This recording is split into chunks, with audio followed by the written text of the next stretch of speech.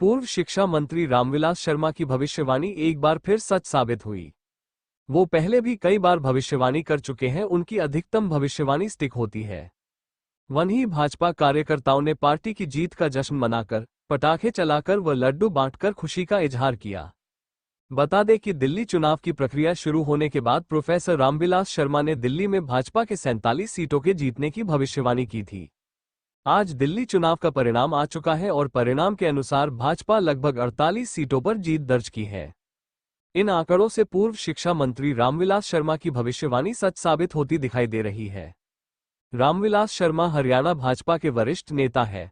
उनको हरियाणा भाजपा का वट वृक्ष कहा जाता है और 50 साल की राजनीति का अनुभव है।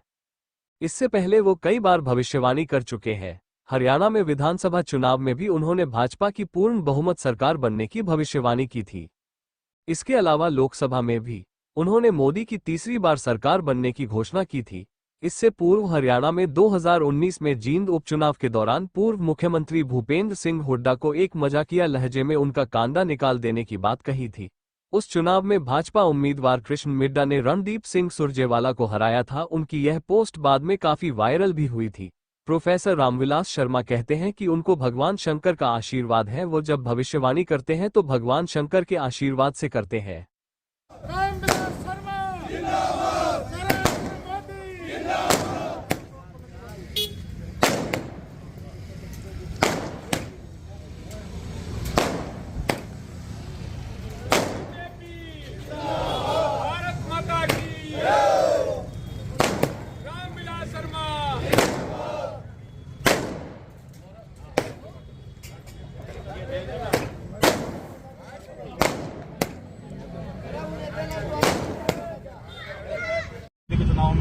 दिल्ली के चुनाव में मैंने पहले भविष्यवाणी की है, 47 सीटें बीजेपी जीत करके सरकार बनाई।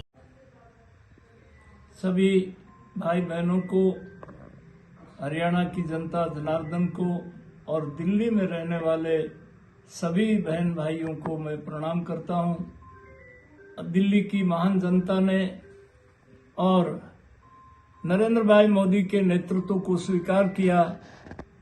हरियाणा के भांजे प्रवेश वर्मा को नई दिल्ली से चुनाव जिताने के लिए बहुत बहुत आभार प्रकट करते हैं। उत्तम नगर से पवन शर्मा को, मालवीय नगर से सतीश उपाध्याय को, तमाम जो 47 की भविष्यवाणी हमने नारनौल में 28 जनवरी को की थी, सभी कार्यकर्ताओं के साथ हमने कार्यक्रम में दिल्ली में बीजेपी 47 सीटों पर जीतेगी और फिर 3 फरवरी को कोर कमेटी की मीटिंग चंडीगढ़ में थी। वहां मुख्यमंत्री जी श्री नायब सैनी और हम सब मोहनलाल जी बड़ोली, उस बैठक में भी मैंने जनता टीवी के पवन ने वो दिखाई थी। और ये जो ऐतिहासिक जीत है, देश की राजधानी में भारतीय जनता पार्टी की जो ऐतिहासिक जीत है, ये नरेंद्र भाई मोदी के नेतृत्व की जीत है। भारतीय जनता पार्टी के कार्यकर्ताओं की तपस्या की जीत है और जो गरीब आदमी है उसकी जन आकांक्षाओं और उनके सपनों की जीत है।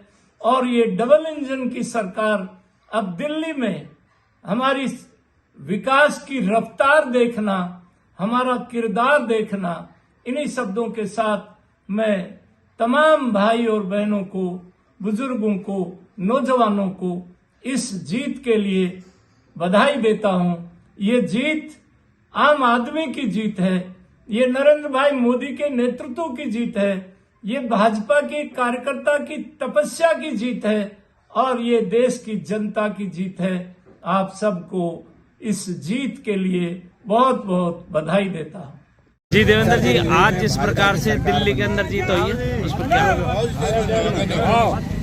देखिए सुशील जी, इस जीत की खुशी महेंद्रगढ़ के इस बाबा परशुराम चौक के अंदर भारतीय जनता पार्टी के तमाम वरिष्ठ कार्यकर्ता यहाँ पर इस खुशी का इजहार कर रहे हैं, मना रहे हैं। आप लोग सभी जानते हैं, पिछले दिनों हरियाणा के ऊपर केजरीवाल ने एक आरोप लगाया था कि वो हरियाणा हमें जहर का पानी देता है, जबकि हरियाणा की फितरत तो अलग रही है। हरियाणा बहुत देशभक्त राष्ट्र के प्रदेश के उसमें गिना जाता है। जब भी कोई राष्ट्र के प्रति कोई आपदा आती है तो हरियाणा बढ़ चढ़ करके भाग लेता है और ये ऐसी घिनौनी हरकत नहीं कर सकता। और जिसका मेन रूप से जो परिणाम है वो इसी झूठ के कारण केजरीवाल को मुँह के खानी पड़ी है।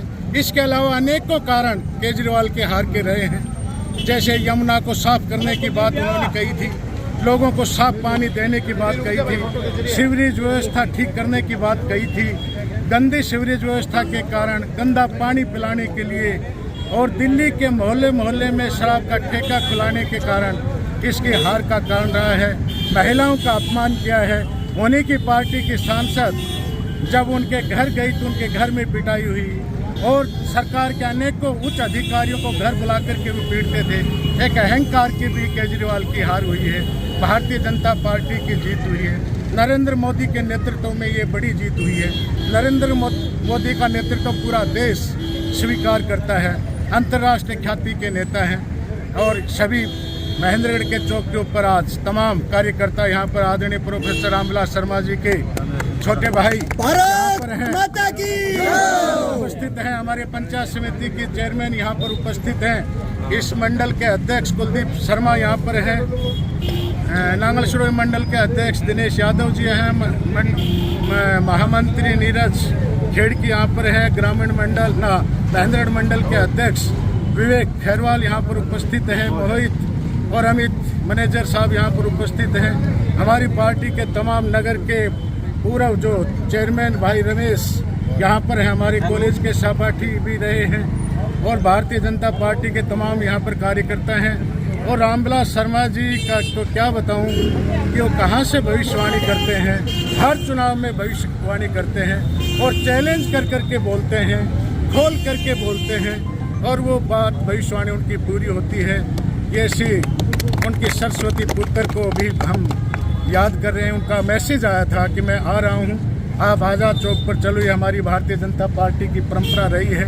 यहाँ पर हम भारतीय जनता पार्टी के लोग हर बार भारतीय जनता पार्टी जब कोई मुकाम हासिल करती थी हाँ इसी चौक के ऊपर हम खुशी मनाते हैं। इसीलिए सारे कार्यकर्ता यहाँ पर उपस्थित हैं। आप सब ने हमें मौका दिया, मैं आप सबका बहुत बहुत धन्यवाद।